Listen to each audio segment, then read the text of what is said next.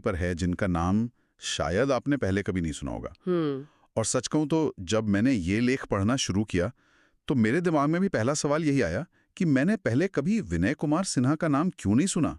ये कौन थे जो इतने प्रभावशाली थे फिर भी इतने गुमनाम रहे।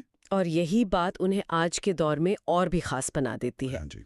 हमारे पास जो स्रोत है वो पत्रकार अजामिल का लिखा एक लेख है जो इलाहाबाद में विनय जी के निधन पर हुई एक श्रद्धांजलि सभा का आंखों देखा हाल है। अच्छा। पर यह सिर्फ एक रिपोर्ट नहीं है, ये एक ऐसे जीवन को समझने की कोशिश है जिसने अपनी पहचान बनाने की बजाय समाज की नींव को मजबूत करने में अपनी पूरी जिंदगी लगा दी। बिल्कुल। तो आज हम सिर्फ एक व्यक्ति को याद नहीं कर रहे बल्कि एक बहुत बड़े सवाल से जूझ रहे हैं। हाँ। क्या आज के इस पर्सनल ब्रांडिंग और विजिबिलिटी के युग में गुमनाम रहकर भी एक सार्थक और प्रभावशाली जीवन जिया जा सकता है? चलिए विनय कुमार सिन्हा के जीवन के आईने में इस सवाल का जवाब ढूंढते हैं।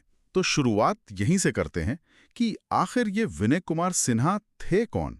लेख उन्हें वरिष्ठ समाजवादी चिंतक कहता है। ये एक भारी भरकम उपाधि है, पर ये असल में क्या बताती है?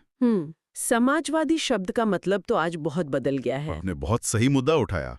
देखिए, यहाँ समाजवादी का मतलब किसी राजनीतिक दल की सदस्यता से नहीं था। अच्छा। उनका समाजवाद राम मनोहर लोहिया की उस विचारधारा के ज्यादा करीब था जो सत्ता के विकेंद्रीकरण मतलब पावर टू द पीपल हाँ। और समाज के सबसे पिछड़े और हाशिए पर खड़े व्यक्ति को प्राथमिकता देने की बात करती थी। उनके लिए समाजवाद कोई किताबी थ्योरी नहीं बल्कि एक नैतिक कंपास था जो उन्हें हमेशा सही दिशा दिखाता था। यानी उनके लिए ये एक जीवन जीने का तरीका था, कोई राजनीतिक टैग नहीं। और लेख में एक बात है जो उनके रिश्तों की गहराई को दिखाती है। सभा की अध्यक्षता कर रहे नरेश सहगल कहते हैं कि उनका रिश्ता सिर्फ दोस्ती का नहीं बल्कि साझा संघर्ष और साझा चिंता का था। ये आज के दौर में सुनना बहुत अलग लगता है, जहां रिश्ते अक्सर मतलब या नेटवर्किंग पर टिके होते हैं। ये साझा संघर्ष और साझा चिंता वाली बात ही उनके पूरे व्यक्तित्व का सार है। इसका मतलब है कि आप किसी से इसलिए नहीं जुड़े हैं क्योंकि वो आपके काम आएगा, बल्कि इसलिए क्योंकि आप दोनों एक ही मकसद के लिए लड़ रहे हैं, एक ही समाज का सपना देख रहे हैं। सही। ये एक बहुत गहरा वैचारिक और भावनात्मक रिश्ता है। उनके लिए राजनीति सत्ता पाने का खेल नहीं थी, बल्कि इसी तरह के रिश्ते बनाकर समाज को बदलने की एक नैतिक जिम्मेदारी थी। और ये बदलाव उन्होंने सिर्फ बातों से नहीं बल्कि अपनी जिंदगी से करके दिखाया। उनकी कहानी में एक बड़ा मोड़ तब आया जब वो बिहार के गया जिले से इलाहाबाद आए। हाँ। ये सिर्फ शहर बदलना नहीं था, ऐसा लगता है यहीं से उनके जीवन का मिशन असल में शुरू हुआ। हाँ बिल्कुल। इलाहाबाद आकर उनका जुड़ाव समाज के उन तबकों से हुआ जिनकी आवाज अक्सर अनसुनी रह जाती थी। श्रमिक, गरीब, मजदूर और दूसरे वंचित समुदाय। और ये कोई चैरिटी या प्रोजेक्ट वर्क नहीं था। नहीं। लेख में एक बहुत खूबसूरत शब्द इस्तेमाल हुआ है। हाशिए पर खड़े लोगों के साथ खड़े रहना उनका जीवन धर्म बन गया था। जीवन धर्म? हाँ, धर्म की तरह, जिसे आप कभी छोड़ते नहीं, जो आपके हर काम में झलकता है। और ये जीवन धर्म कितना मजबूत था, इसका असली इम्तिहान तब हुआ जब देश में आपातकाल लगा। लेख बताता है कि उस दौरान उन्हें जेल भी जाना पड़ा। इसे थोड़ा सा समझना जरूरी है। आपातकाल का दौर वो था जब सरकार ने सारे नागरिक अधिकार छीन लिए थे, प्रेस पर सेंसरशिप थी। हाँ। और सरकार से असहमत होने पर हजारों लोगों को बिना किसी मुकदमे के जेल में डाल दिया गया था। उस माहौल में जेल जाना एक पैसिव घटना नहीं थी, ये एक सक्रिय राजनीतिक बयान था। ये कहने का तरीका था कि आप डरने या झुकने वाले नहीं हैं, चाहे कीमत कुछ भी हो। और उन्होंने वाकई बहुत बड़ी कीमत चुकाई। जेल से छूटने के बाद उन्होंने अपनी सरकारी सेवा से इस्तीफा दे दिया। आज के जमाने में भी सरकारी नौकरी छोड़ना बहुत बड़ा फैसला है, उस दौर में तो ये अकल्पनीय रहा होगा। लेख इस पे ज्यादा विस्तार से नहीं बताता, पर हम अंदाजा लगा सकते हैं कि ये कितना मुश्किल रहा होगा। ये उनके जीवन का सबसे निर्णायक मोड़ था। सोचिए, एक तरफ एक सुरक्षित भविष्य, तनख्वाह, पेंशन और सम्मान, बिल्कुल। दूसरी तरफ अनिश्चितता, संघर्ष और अपने सिद्धांत। उन्होंने दूसरा रास्ता चुना। ये कोई गुस्से में लिया गया फैसला नहीं था, ये उनके मजबूत वैचारिक आग्रह का सबूत था। अच्छा। उनका मानना था कि जिस सरकार ने लोकतंत्र का गला घोंट दिया हो, उस सरकार का मुलाजिम बने रहना नैतिक रूप से गलत है। उन्होंने अपने करियर से ऊपर अपने सिद्धांतों को रखा। और ये त्याग सिर्फ एक घटना बनकर नहीं रह गया। अक्सर लोग ऐसा एक बड़ा कदम उठाकर शांत हो जाते हैं। हाँ, ऐसा होता है। लेकिन उन्होंने इसके बाद और भी कठिन रास्ता चुना। उन्होंने सोनभद्र जैसे दूर दराज के आदिवासी इलाकों में काम करना शुरू किया। यही बात उन्हें दूसरों से अलग करती है। सोनभद्र उस समय भी और आज भी देश के सबसे पिछड़े इलाकों में से एक है। वहां काम करने का मतलब है सुविधाओं के बिना मुश्किल परिस्थितियों में रहना।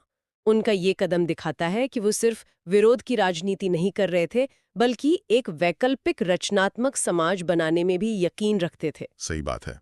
उन्होंने साबित किया कि असली संवेदनशीलता एसी कमरों में बैठकर लेख लिखने से नहीं, बल्कि जमीन पर उतरकर लोगों के साथ काम करने से आती है। एक बात जो मुझे इस पूरी कहानी में हैरान करती है वो ये है कि इतना सब करने के बावजूद उन्होंने कभी खुद को एक नेता के तौर पर पेश नहीं किया।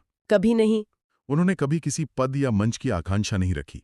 ये आज के समय में तो लगभग नामुमकिन लगता है, जहां हर कोई एक प्लेटफॉर्म चाहता है, अपनी आवाज सुनाना चाहता। यहाँ नेतृत्व की परिभाषा को लेकर उनका नजरिया ही बिल्कुल अलग था। उनका शायद ये मानना था कि असली सामाजिक बदलाव मंच से भाषण देने वाले नेताओं से नहीं आता, बल्कि उन गुमनाम कार्यकर्ताओं से आता है जो लोगों के बीच रहकर उनके साथ काम करते हैं। वो उस तरह के लीडर नहीं थे जो भीड़ के आगे मशाल लेकर चलते हैं। अच्छा। बल्कि उस तरह के साथी थे जो भीड़ में किसी का हाथ थामकर साथ चलते हैं। लेख में एक लाइन है जो इस बात को बहुत अच्छे से बताती है। वे दबे कुचले लोगों के प्रति असाधारण रूप से संवेदनशील थे और अक्सर अपने निजी काम छोड़कर भी एक संघर्षशील सुलझे हुए साथी की तरह उपस्थित रहते थे। हमेशा उपस्थित रहना ये बहुत बड़ी बात है।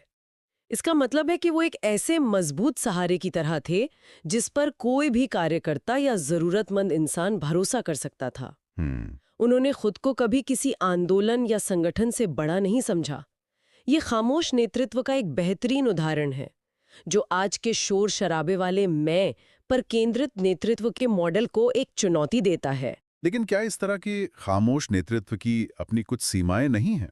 मेरा मतलब है कि क्या एक बड़ा राष्ट्रव्यापी बदलाव लाने के लिए एक करिश्माई दिखने वाले लीडर की जरूरत नहीं होती जो लाखों करोड़ों लोगों को प्रेरित कर सके? ये एक बहुत जायज सवाल है और इसका कोई आसान जवाब नहीं है। हाँ, बड़े आंदोलनों के लिए अक्सर एक चेहरे की जरूरत पड़ती है। बिल्कुल। लेकिन विनय सिन्हा जैसे लोग उस चेहरे के पीछे की असली ताकत होते हैं। वो जमीन तैयार करते हैं जिस पर आंदोलन की फसल उगती है। अच्छा। शायद इसीलिए उन्होंने एक और बहुत महत्वपूर्ण काम किया, इलाहाबाद में प्रगतिशील समाजवादी सेमिनारों और वैचारिक संवादों का आयोजन। तो एक तरफ वो मजदूरों और आदिवासियों के साथ जमीन पर थे और दूसरी तरफ शहर में एक बौद्धिक माहौल भी बना रहे थे। ये एक दिलचस्प संतुलन है। ये संतुलन बहुत जरूरी था। वो जानते थे कि सिर्फ संघर्ष और आंदोलन काफी नहीं होते। अगर उन आंदोलनों के पीछे एक मजबूत प्रगतिशील विचार ना हो तो वे भटक सकते हैं या खत्म हो सकते हैं। इन सेमिनारों के जरिए उन्होंने शहर के युवाओं, छात्रों और नागरिकों को सोचने, सवाल करने और सामाजिक मुद्दों से जुड़ने के लिए एक प्लेटफॉर्म दिया। मतलब एक तरह के मूक शिक्षक। हाँ, बिल्कुल, एक मूक शिक्षक की तरह थे जो लोगों में वैचारिक चेतना जगा रहे थे ताकि वो अपने अधिकारों और जिम्मेदारियों को समझें। वो फॉलोअर्स नहीं बल्कि नए लीडर्स तैयार कर रहे थे। लेख के अंत की तरफ आते हुए एक बहुत गहरी बात कही गई है।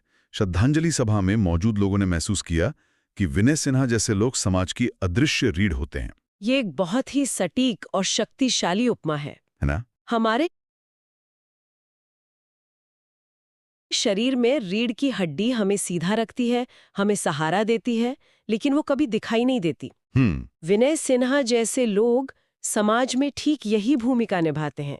वे न्यूज़ चैनलों की बहसों में नहीं दिखते, उनके होर्डिंग्स नहीं लगते, लेकिन उनकी वजह से समाज का नैतिक ढांचा और लोकतांत्रिक चेतना जिंदा रहती है। उनके बिना समाज अंदर से खोखला और कमजोर हो जाता है।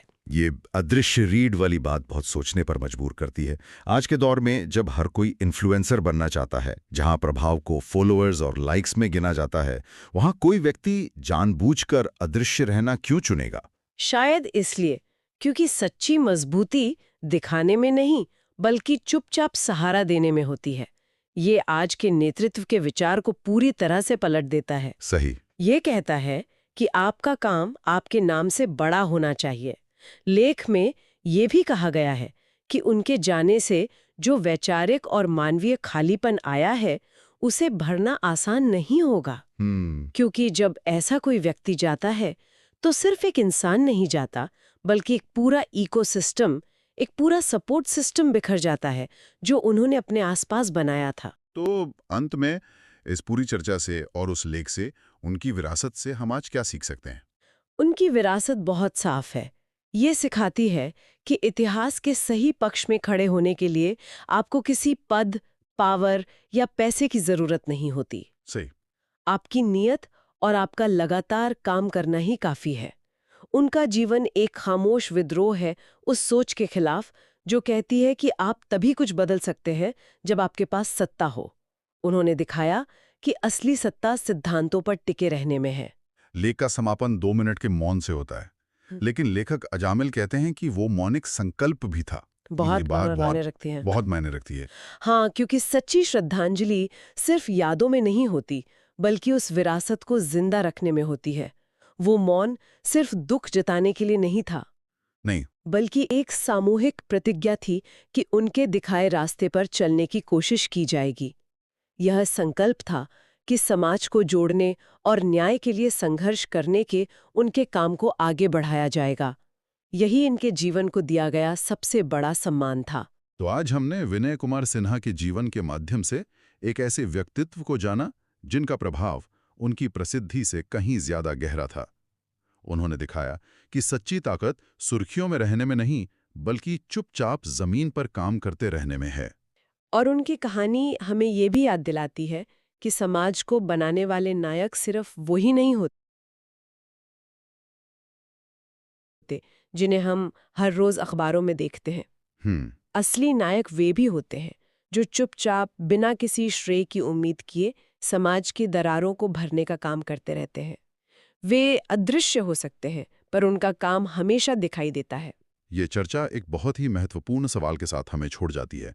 आज के इस दौर में, जहां हर क्रिया, हर विचार को तुरंत सोशल मीडिया पर दिखाकर उसकी वैल्यू साबित करनी पड़ती है, वहां विनय कुमार सिन्हा जैसे व्यक्ति के खामोश मगर असरदार जीवन का क्या मूल्य है? हम किसी व्यक्ति के जीवन की सार्थकता को वाकई में कैसे मापते हैं? दुनिया की नजरों में उसकी सफलता से, या समाज पर छोड़े गए उसके नैतिक प्रभाव से?